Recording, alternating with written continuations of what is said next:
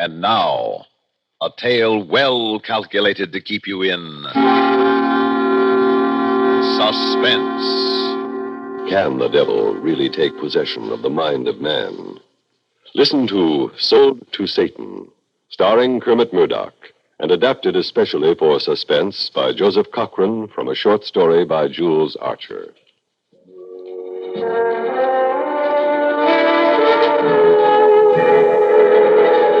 Just for the record, I'm not Frank Weinglass, president of the Figurette firm. And yet, I'm a significant part of him. I'm sure Frank's dimly conscious of me, for he wrote in his diary, I believe every man must carry a personal Satan caged deep within himself. A subtle, compelling force that suggests mad ideas, wrong ideas, irresistible ideas. That's Frank's estimate of me. On my own behalf, I'd say I'm keener than Frank in understanding what is inevitable and telling him so at once.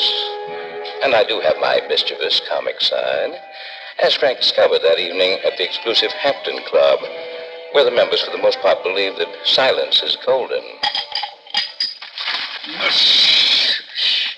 Confound it, man. Must you make so much noise with that ice? Oh, sorry, Colonel Dover. All right, let's see. Frank wasn't a bit sorry, and I got the message. I waited and let Frank remind himself that Colonel Dover had the annoying habit of glaring over the top of his newspaper at anyone who made the slightest sound. At the right moment, I made my move. Frank, can you imagine what would happen to this sacred silence if we gave the Colonel the hot foot? Well, after the third scotch, Frank agreed it was a hilarious idea. He got up, walked over to the Colonel, and stopped, pretending to tie his shoe. He lit the match and got back to his chair. We waited. Fire! Great Scott! My foot is on fire! Colonel! Oh, blasted it! If I knew what bounder did that, I'd have him expelled. He would... Steward!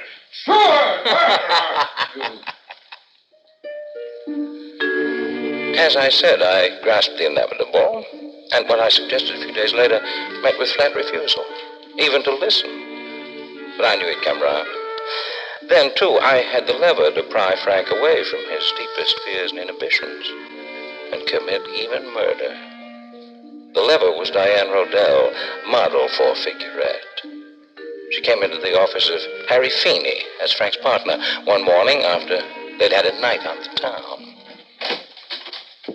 Hello, honey boy. Oh, hello, Diane. Feeling low, honey boy. Don't call me that. Why, honey boy, last night you No, said I that mean around the office. Frank might hear you. even if I nestle up close and whisper it like this. Honey boy.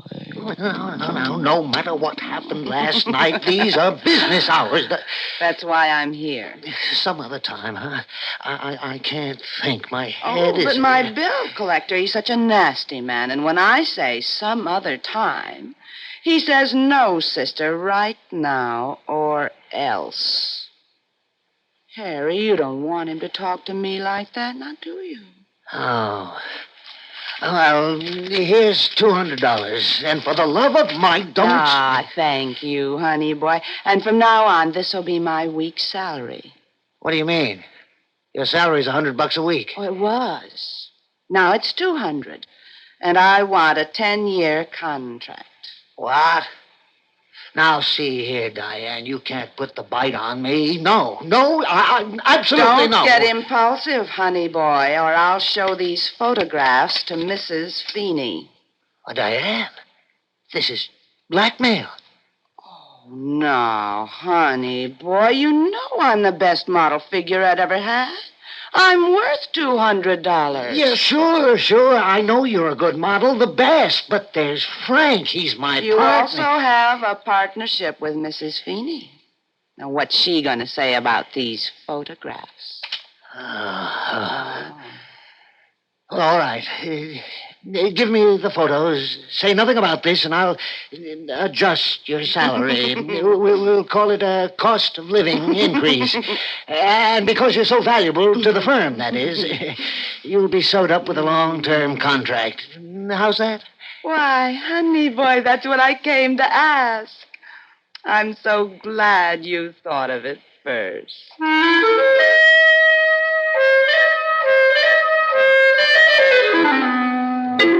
Harry, are you bats? $200 a week. And a 10-year contract. But why? Has she got something on you? Take a look at these photos. She hinted that Agnes might like to see them. No doubt she would. Well, it's your funeral. And then it's all right? We give her the 200? You pay the extra 100. Firm isn't paying for your night clubbing with Diane, with pictures. All right, Frank. Don't get mad now. Did you get the negatives? Well, no. You see, Diane's got them in a vault. She says they're her contract insurance. Harry, you're a fool. We didn't need your wife's money to expand the firm. I'd call the police, have her arrested for extortion.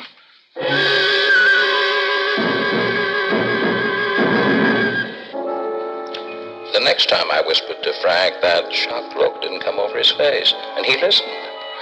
For this time I was able to add, for Doug's sake, to the word murder. Douglas Wineglass was Frank's adopted son. The attachment was even stronger than I realized. Doug handled the firm's advertising. He was a shy boy, 24, who walked with a limp caused by a knee infection when he was a child. This morning he limped into Frank's office, and he was bustling with suppressed excitement. Dad, I've got to talk to you. Oh, come in, Doug, come in. Looks as if you had something on your mind. Dad, you're going to become a father-in-law. Son. Oh, that's fine. Really it is. Why, being a father-in-law is pretty close to being a grandfather. Now, who's going to make an honest man of you? She's the girl who makes millions of women buy figurette undergarments. Do you mean Diane Rodell? Dad, I didn't expect that tone from you just because she's a model. Doug, isn't it possible you've let yourself be carried away? I know how it is, a beautiful girl like Diane. Now, don't say anything against her, Dad. She's the sweetest, most sincere, and modest girl I've ever known. I love her, and we're going to be married. Doug, think this over. For a lot of reasons. Give me one. Just one. Well, all right. Ask yourself why Diane, with her looks and her glamour, wants to marry a kid like you who's lame in one leg. I've heard enough, Dad. Nothing you can say will interest me. Not after that. Oh, Doug, come back. I didn't mean it.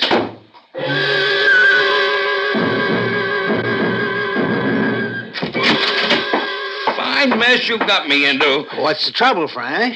Doug just told me he's going to marry Diane. Yes, I know. Sweetest, most decent girl he ever knew. Frank, you didn't tell him about... No, because it wouldn't do any good. The only way I can convince him is with those photos. Let me have them. I burned them. Well, then you've got to tell Doug. I can't. Diane's way ahead of you. What do you mean? She phoned and said if I ever told Doug anything to hurt her chances, she'd send the photos to my wife in the next mail. Frank, Agnes would throw me out. And if she did, I wouldn't have a dime. What a partner you turned out to be.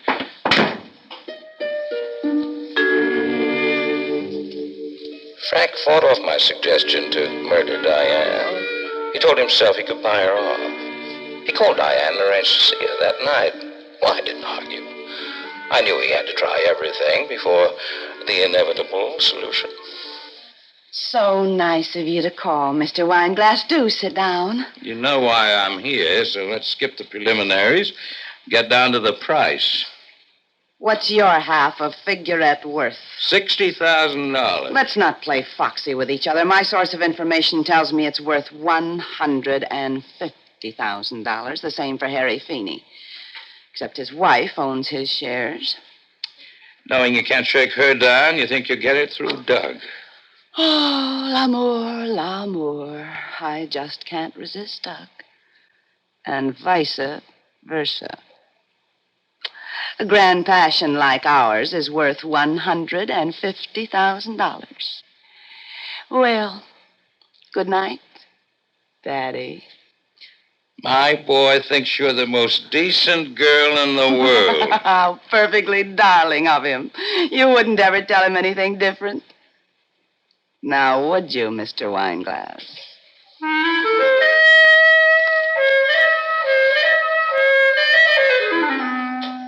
All right, Frank. You've tried everything, but there's no other way.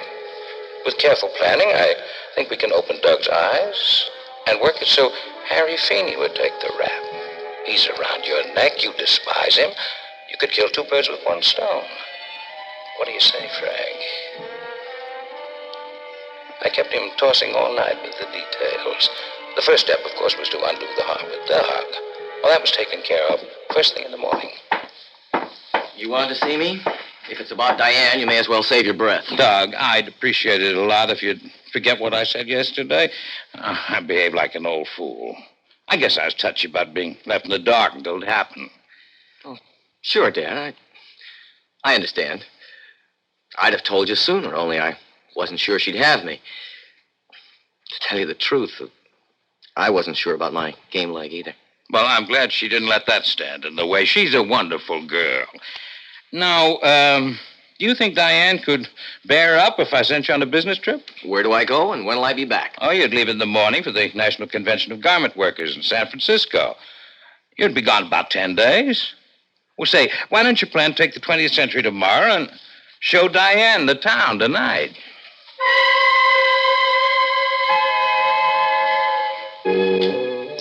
Step number one was easy. Doug softened up and out of town for 10 days. Diane out of her apartment for the night. Step number two consists of your alibi, Frank. We'd better put it through a test run. And at the same time, set up the motive for the forthcoming trial of the People versus Harry Feeney, your partner. Everything hinged on the timing. So promptly at 9:02, we were at the Hampton Club. Colonel Dover's face was buried in the newspaper, as usual.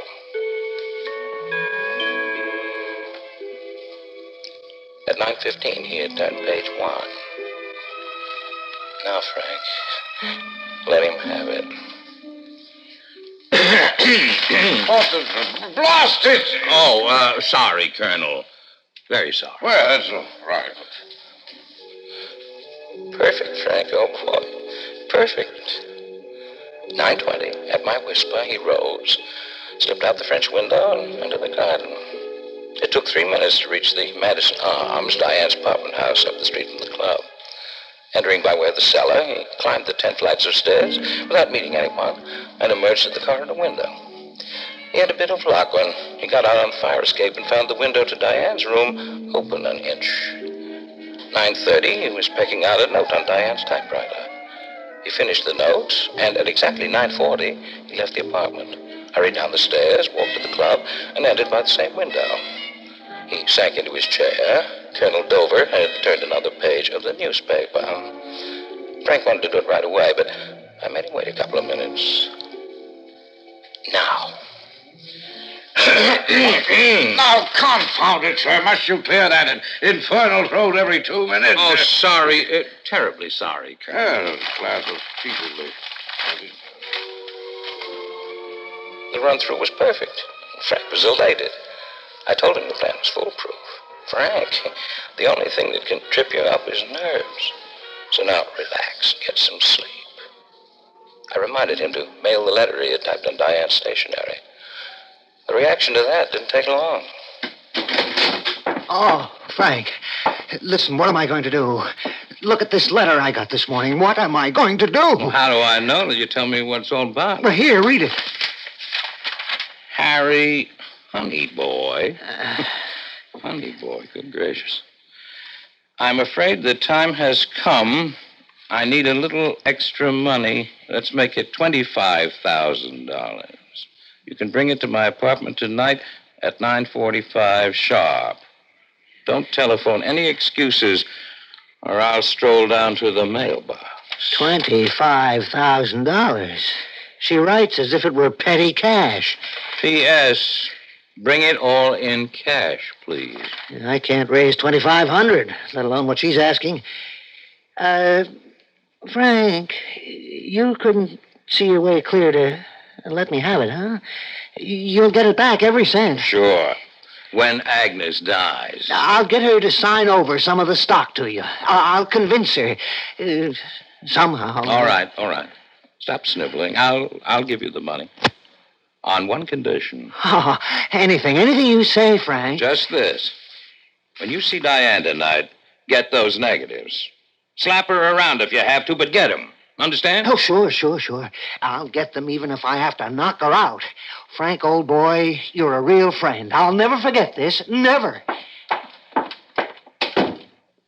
Hook, line, and sinker.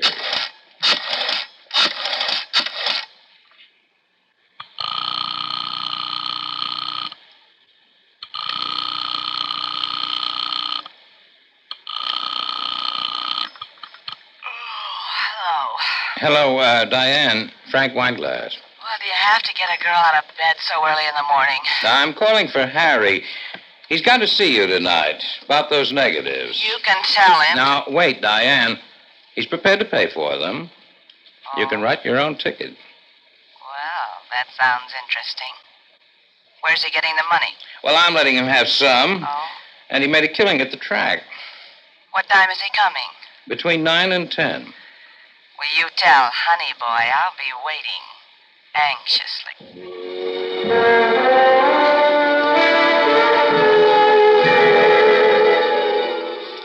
Frank was on edge, so I made him wait in the club a full 5 minutes more. He felt his pocket for the murder weapon, one of Harry's scarves taken from the office hall tree. According to schedule, it would be wrapped around Diane's beautiful neck at 9:37.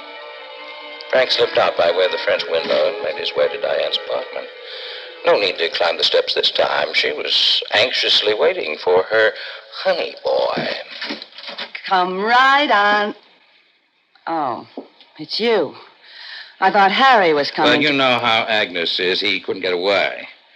So he sent me with the money. How much? He told me I could name the price. Have you got it with you? If you have the negatives. I've got them. You see them when I get the money. How much? 150 grand. That's what I figured it'd be. It'll break Harry, but, that's his funeral. Sure you want to count it, but you'll find it's all there. 100, two. Oh, you big bum. There's nothing but blank paper here.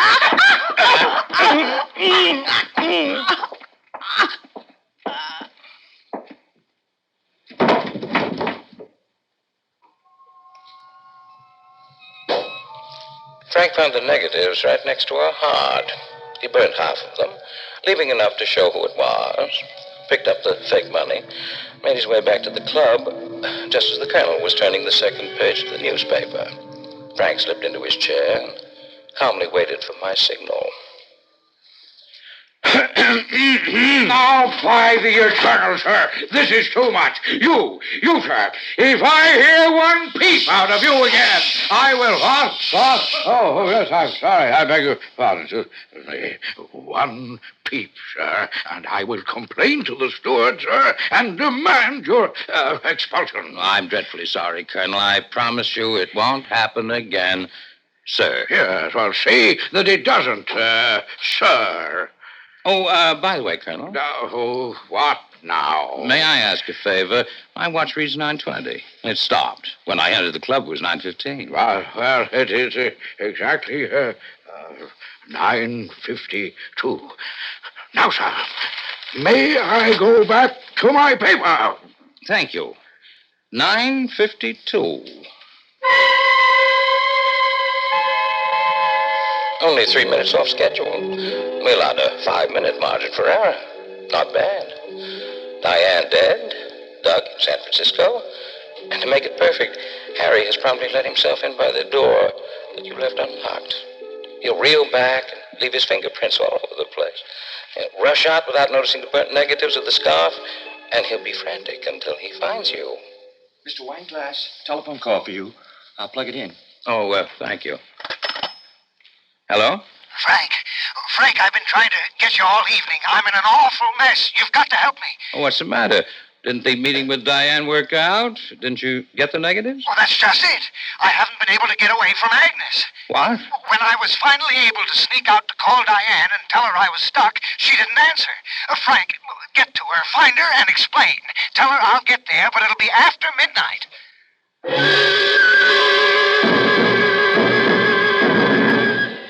I saw Frank go white. If Harry was home until after midnight, they couldn't pin the murder on him. I called on Frank to be calm, reminded him that if they couldn't pin it on Harry, they couldn't pin it on him either. Besides, the main purpose had been accomplished. Diane wouldn't marry Doug. I told him to go home, get some sleep. Early in the morning, he was wakened by the doorbell ringing. And when he opened the door, he saw an officer. Sorry to disturb you, Mr. Wineglass, but they want to see you at the station. What's the trouble? Diane Rodell, a model in your employ, has been murdered. Diane. Oh, I see. They want me to give any information I can. Do they suspect anyone? Hate to be the one to tell you, but they're holding Douglas Wineglass. Oh, that's impossible. He's in San Francisco. He was to take a train, but stayed in the city until the last minute and decided to take a plane. He phoned the police from her apartment. We found him holding some burnt negatives. He didn't deny the murder. He just kept saying he didn't want to live any longer. Get me down to the station as fast as you can. Well, I'll clear this up in no time. All right, the car's waiting. I whispered, Frank, don't be a fool. The boy doesn't mean that much to you. He didn't even hear me. Maybe I didn't know the real Frank Wineglass after all. Maybe Frank was willing to pay with his life just to prove me wrong for once. So long, Frank. I won't be taking this trip with you. You double-crossed me at the last.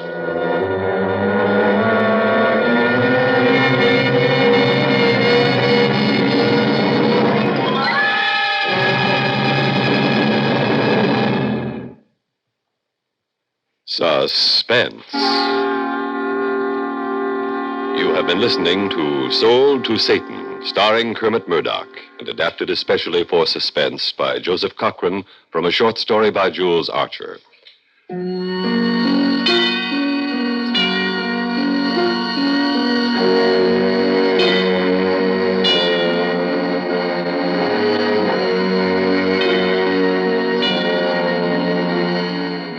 Suspense is produced and directed by Bruno Zerato, Jr., musical supervision by Ethel Huber.